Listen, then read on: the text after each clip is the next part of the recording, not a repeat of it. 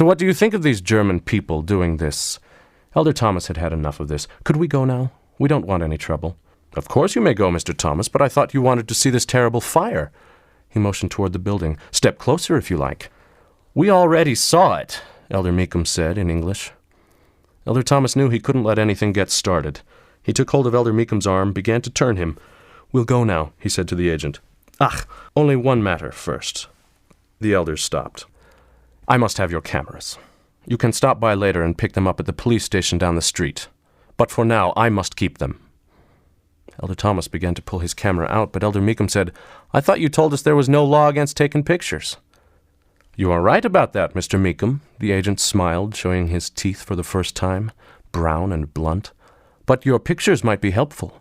We can study them and perhaps determine who started the fire.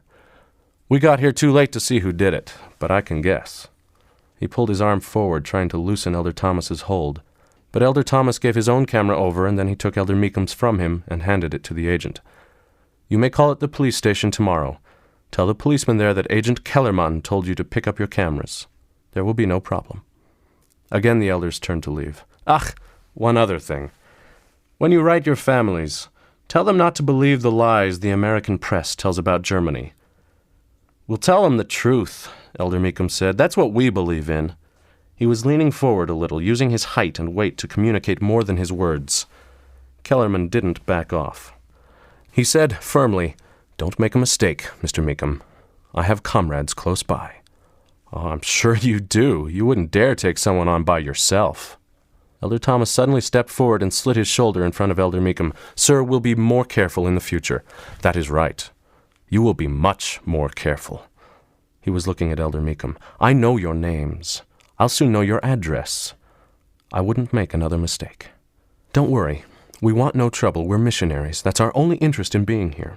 You are foreigners. That's what you are. And we don't need your kind.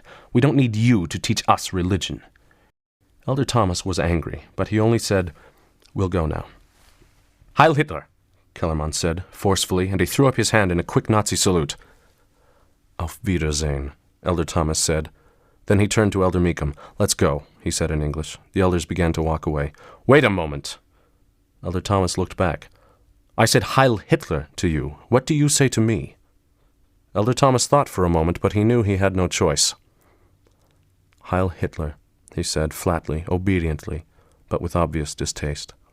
And you? Kellerman was looking at Elder Meekum. I'm not going to say that. He held his ground, staring down at Kellerman. Oh, Mr. Meekum, you make a great mistake. You will say it. Perhaps not now, but trust me, you will say it. You may even beg me for the chance. For a moment, Elder Thomas thought of trying to say something to smooth things over, but there was really nothing to say. The missionaries walked away, but behind them, they heard Kellerman say, You have not seen me for the last time. Elder Thomas's anger was already gone, replaced by fear. At the corner, he glanced back, and he saw Kellerman still watching. Another Gestapo agent was now at his side. I wish I could get that guy out in our back pasture, Elder Meekum muttered. I'd clean his plow. He was daring us to try something, Elder. Couldn't you see that? Sure I could. So let him put up or shut up. He can use that big stick of his. I'll still take him on. You have no idea what a stupid idea that is, Elder. Gestapo agents can do anything they want to. He could kill you right here in the street and not have to explain his reasons to anyone beyond Heinrich Himmler. Hey, you didn't say Heil Hitler the first time. I know that. I lost my temper. It was stupid of me. Everything is stupid around here, if you ask me. What kind of country is this where you can't even take a picture? Be quiet. Keep your voice down. And you have to whisper all the time. Elder Thomas gave up. He kept walking fast and glancing back to see whether anyone was following. He couldn't believe what he had done. President Wood had warned the missionaries dozens of times about things like this. It wouldn't take that much, he had told them, for one elder to get the whole church in trouble and get all the missionaries thrown out. Once the elders got back to their apartment, Elder Thomas said, We won't go out again tonight. I have branch work to do, and a talk to prepare. You can study. Elder Thomas was the branch president in Maintal, a little town a few kilometers outside the city. The elders did most of their tracting in Frankfurt, but much of their time was spent looking after the members in the branch. They rode their bikes out along the river to Maintal 3 or 4 times a week. Elder Thomas sat down at his desk and tried to work on his talk, but he couldn't concentrate. He kept wondering what Kellerman might do, and he wondered what more might happen in the city before the day ended. Time and again he got up and walked to the window, and whenever he returned to his desk, Elder Meekum would soon get up and take a look himself. After an hour or so, Elder Thomas broke his own edict, and the two walked downstairs and bought wurst at a nearby Metzgerei, and milk and cheese and yogurt at a little dairy depot next door. As the missionaries ate, they said very little. Elder Meekum was always animated when he was feeling all right, his hands constantly waving in the air or running through his chaotic brown hair. But sometimes he looked terribly lost. He had told Elder Thomas once, "I'm not ever going to learn this language, it just doesn't fit my mouth." And Elder Thomas knew what he was really saying. "I shouldn't have come. I'm not suited for this kind of work." Elder Meekum was not only tall, he was twice as dense as Elder Thomas in the chest and arms. He had grown up on a big dry farm near Downey, Idaho, and had always worked hard. He had played football at the AC, the agricultural college in Logan, Utah. Nothing in his life, however, had prepared him to spend his days in a suit, knocking on doors, politely offering pamphlets to skeptical Germans. "Do you think the Jews are catching it today, all over Germany?" Elder Meekum asked. "I would think so. But that Kellerman guy was lying. All this is coming straight from Hitler. I don't see why the Germans put up with that little twerp. Most people like what he's doing. Germans almost starved after the World War, and now they're working and eating. A lot of our church members speak well of him. I don't think they're saying what they really think. They're scared of the SS and all these Gestapo agents. You need to learn some fear yourself. If Kellerman shows up again, you'll have to say what he wants to hear." "I don't worry about that guy. He's all talk. He had his chance to arrest us, and he let us walk away." "You made him look bad, Mitt. He can't let that go. A guy like that has to save face. I'm scared of what he might do." After eating, the elders tried again to settle down and study, but both were restless. As it turned out, however, they didn't have long to wait. The trouble began suddenly, soon after dark. It started with shouts, and then a crashing noise. Both missionaries bolted for the window. They could see very little, but the noise was terrifying. The yelling was incessant, the shouts of men, forceful and commanding, and then, after a time, shrill screams of women and children and frightened men. And all the while the breaking of glass, the crashing of heavy objects. The ghetto seemed to be shattering into pieces. And then headlights approached and engines roared. At the same time, Elder Thomas heard added voices. "More troops," he said, "probably stormtroopers." What followed were increased cries, increased confusion, and neither elder had to say it. They knew that people were being hauled away. Neither elder slept much that night. It was the next morning before they ventured out to peer down the Judengasse. A few people were trying to clean up the mess, but the refuse was everywhere. Featherbeds split open and strewn in the street, splintered furniture, smashed clocks, shattered mirrors, and everywhere broken windows. A change had come. The Nazis had taken their gloves off, had come out into the open more than ever before. "Maybe we should try to find Bruder Goldfarb," Elder Meekum said. "He might need our help." "No, we'd better stay away. We're in trouble already." "Come on, Elder Thomas. He's a member of the church. We've got to do something." "All right, follow me." Elder Thomas walked to their apartment house and in the front door. But instead of walking up the stairs, he continued on to the back door and into the courtyard. Then he slipped through a back gate and down an alley. The elders followed lanes and alleys into the ghetto and to Brother Goldfarb's back door. Elder Thomas knocked on the door and then waited. "He might be afraid to answer," Elder Meekum said. But at that moment, Elder Thomas saw a curtain move. "Bruder Goldfarb, it's the missionaries." A few seconds passed, and then the door opened. Brother Goldfarb waved them in and closed the door, but immediately he said, "You must not come here. You must leave now." "Did the SA come to your shop?" Elder Meekum asked. "Oh, yes, they came. They broke my windows and turned my machines over. They knocked me around, and they painted traitor on my door. But at least they didn't take me off in their trucks." Brother Goldfarb had always seemed stoic, ready to accept his lot in life, given what the Nazis thought of Jews. But now he looked defeated. His voice was flat, his face emotionless. "Why didn't they take you?" Elder Meekum asked. "I don't know. They took only men, but mostly young men." "What can we do to help you?" Elder Thomas asked. "Nothing. You must go. I won't come to church now, but I will worship. I will pray." "Why won't you come to church?" Brother Goldfarb looked surprised. "Don't you know? I've been asked not to." "By whom?" "President Mize.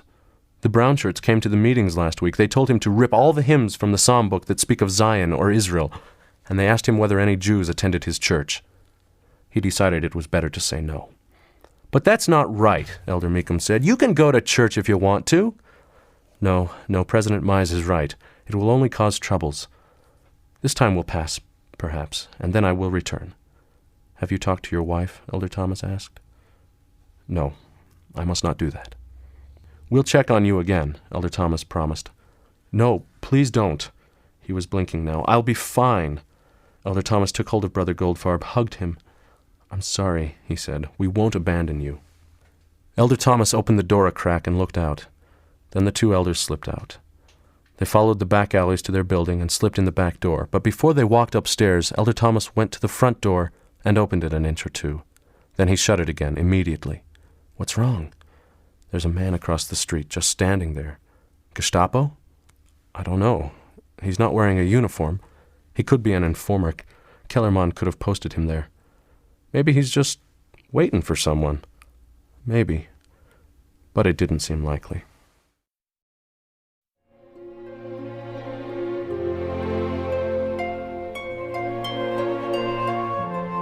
Chapter 2. Wally and Jean were trying to slip out the front door when Wally heard his father's big voice. "Where are you going, boys?" "Just outside to get a little air," Wally said. He grinned at Jean, but he knew what was coming next. "Why do you have a football with you?" "It's Jean's new one. We need to give it a test flight." "Not today. It's the Sabbath, Christmas or not." "Well, before we throw it, we'll have an opening prayer." Jean laughed, but Dad said, "That's not funny, Wally. Close the door. You're letting all the heat out of the house." Dad was sitting in the living room in his chair. He was holding the Salt Lake Tribune open in front of him. Wally stepped inside and shut the door. Most of the snow had melted off the front lawn, but the air was cold this morning and smoggy. "Hey, Dad," Wally said as he walked into the living room. "Is it all right if I go visit the sick? That's okay on the Sabbath, isn't it?" "Stick around. We're going to have our meeting just as soon as your mother can get away from the kitchen." "After that, can I take the car for a little while?" "No, I want you here. The family is coming for dinner." This was a pronouncement, and Wally knew he had no chance of winning any concessions. Still, he pushed ahead. "I just want to run over and see Mel before he dies." Dad looked curious as he peered through his reading glasses over the top of the newspaper. "Mel's getting skis for Christmas, Dad. He's sure to break his neck, the way you said I would if I got skis. I just want to see him one last time before he's a goner." "Maybe he'll only be paralyzed, and you can visit him in the hospital," Dad said. He looked pleased with himself, but he didn't laugh. He hoisted the paper in front of his face again. Good old Dad, President Thomas. He had been stake president for 6 years, a counselor in the stake presidency before that, and a bishop before that. Wally was 17, and he couldn't remember a time when his dad hadn't been gone all day on Sunday. Everyone in Sugar House, the south part of Salt Lake City, knew and loved the man. Wally was one of the very few who thought that President Thomas could be improved upon. Wally gave up. He walked through the dining room and into the kitchen. The Thomases lived in a big white-frame house built before the turn of the century. Dad always said it was a fine home, well-constructed, but Wally liked the new one-story brick homes that most of his friends lived in. Beverly and LaRue, Wally's little sisters, were in the kitchen with Sister Thomas. Beverly, who was 7, was sitting at the kitchen table studying a picture in her coloring book, but not yet coloring. LaRue was standing on a stool watching her mother roll lumps of dough into balls. Both girls had on white aprons over their red velvet Christmas dresses. "Mom, give me your honest opinion," Wally said. "Don't you think Dad is unreasonable, tyrannical, bossy, and—" "No, he's not," LaRue said. "He's a sweetie." "Yeah, if you're 9 and you know how to flash your dimples and get anything you want." LaRue cocked her head to one side, smiled, and stuck a finger into one of her dimples. Wally tried to stick his finger into the other one, deep, but LaRue twisted away and stepped off her stool. "Leave me alone," she demanded. "Mom," Wally said, "I need food before I pass out. The smell of that turkey is killing me." "Eat a carrot," Mom said. "What did Dad do to you?" "He won't let me take the car." "Oh, big surprise. You know he holds a family meeting on Christmas." "It's not a meeting. He just gives a speech, the same as he does on family night. Jean and I call it chloroform night." "Shh!" She looked away, but Wally saw from the side that her cheek was swelling, and he knew that she was smiling. "Which family is coming?" "Grandpa and Grandma Thomas, all the Thomases." "Why doesn't the Snow side of the family come on Christmas? They're not dumb as adobe bricks like all my Thomas cousins." "Don't say that, Wally. That's not funny." She turned toward him and tried to look stern, but he could see that she was struggling not to smile. Wally took some pleasure in that. Mom had a smear of some sort of berry, maybe cranberries, across the top of her apron. She was a pretty woman, but squat and a little overstuffed in her purple Sunday dress. "Wally, you've got the whole week out of school," she said. "You and Mel can run around all you want. But you would let me take the car if it were up to you, wouldn't you? Tell the truth." Mom smiled this time, her big dimples puckering her cheeks like the crowns of apples, but she didn't answer. B. Thomas was known as widely as President Thomas, and loved as much. And even though she said less than her husband, she was quoted more often. She thought for herself, and she had a way of coming out with things that no one expected from a stake president's wife. Wally tossed a ball of dough into his mouth, and he wandered back to the living room. Sister Thomas walked to the kitchen door and said, "I'm going to let these rolls rise. We could have our meeting now, if it doesn't last too long." Dad looked a little irritated, and Wally knew why. Dad didn't like to work around other people's schedules. "Go get Barbara and Jean," he told Wally.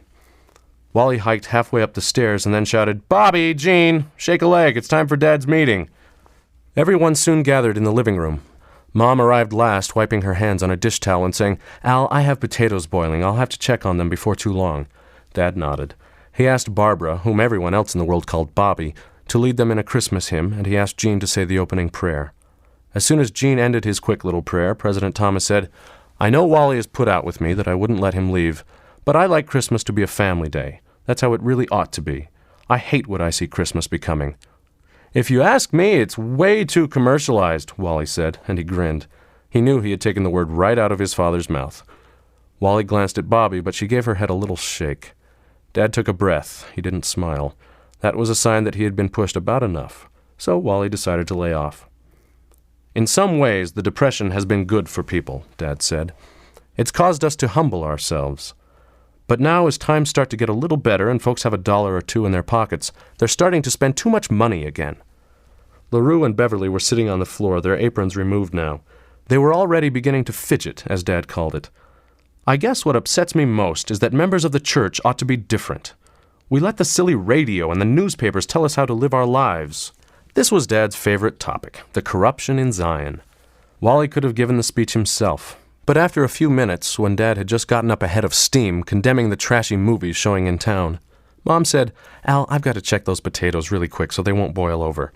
Off she went, and Dad waited.